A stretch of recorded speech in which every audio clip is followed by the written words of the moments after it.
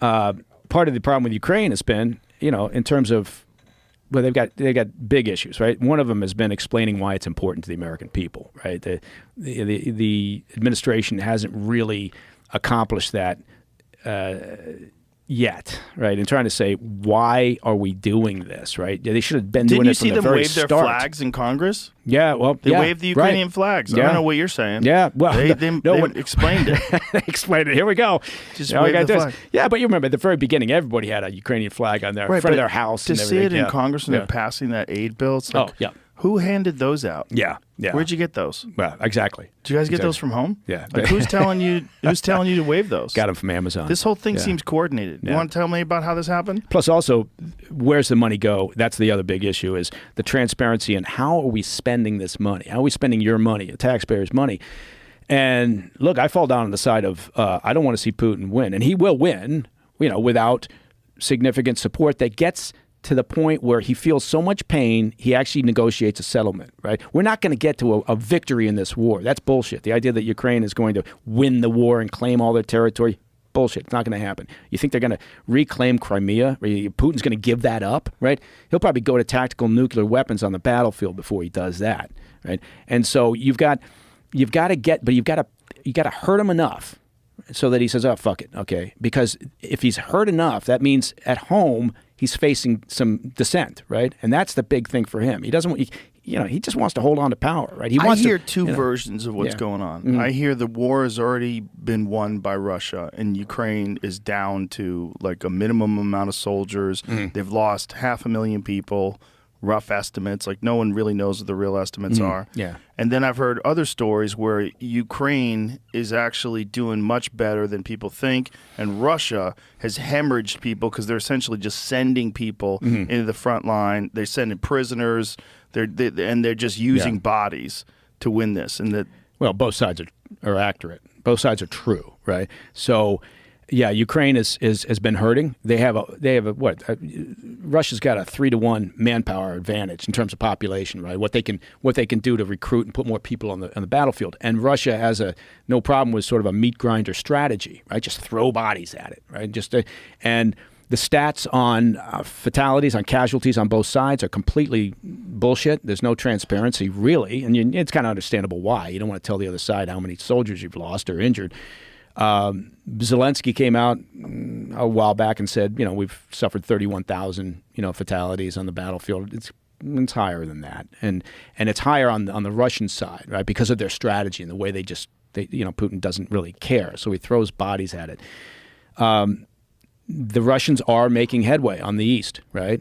And they are making an effort to push through those frontline defenses that Ukraine has up on the eastern side of Ukraine, and the lack of armaments, the lack of munitions, while Congress in the U.S. couldn't figure out what they wanted to do, that was a decided problem for Ukraine, right? If that continued, then Russia will win. They will push through, and they will eventually end up in Kyiv. And look, Putin's already engaged in shenanigans in Moldova, in Georgia, right? They're working very hard behind the scenes in Georgia, right, to split Georgia away from the EU, right? And that's because they're worried that Georgia could eventually, be part of the European Union, and they don't want that. And so they're engaged in all sorts of activity there off the radar, which they do very well, right? What does that mean? Disinformation and political influence campaigns, instilling personnel that are there's a party there in Georgia, the Georgian Dream Party or something like that, that's pro-Kremlin.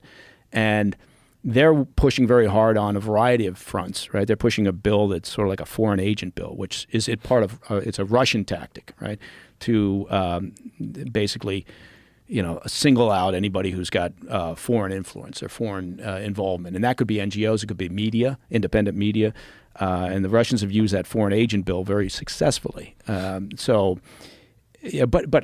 point is that it depends on your thought process. If you think that no, okay, Putin takes Ukraine, who gives a fuck, right? And that's all. That's all that's going to happen. He's not going to try to reconstitute the former Soviet Union in some fashion by going after a couple other states, right? He wants a buffer zone with the West, which is what the Soviet Union was, right? He wants to rebuild that in some fashion. Not the same, right, but in some fashion.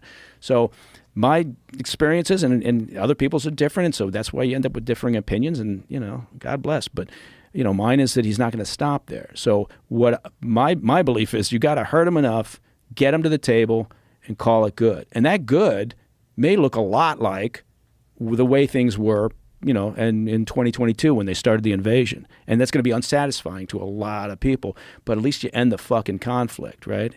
And fine, that's where. But I think that's where this goes. The idea that the only outright winner will be Putin if we back off and say we're not going to provide you with certain armaments, certain weapons to allow you to inflict enough pain to stop this. And this is a incredibly complex and dynamic environment because the U.S. is the White House, the Biden administration is pushing very hard on Zelensky to not attack any targets inside of Russia, right? The Ukrainian military is like, well, fuck it. Why aren't we attacking Russian oil refineries, right? And energy infrastructure like the Russians are doing inside Ukraine? That's been a tactic of the Russian military for quite some time now, right? Because it impacts morale of the population, it demoralizes people. So the Ukrainian military is saying do that. The White House is saying, no, we don't want to escalate, so don't do that, right? Now, the other side of that coin is if you fuck over the Russian energy infrastructure, what does that do to oil prices around the world, and what does it do to gas prices at the pump when you're in an election year? I don't want to be a conspiracy theorist. Oh boy! But then you got the Europeans, and Macron is over there saying, well, if Kyiv asks, I can see putting French troops on the ground in Ukraine.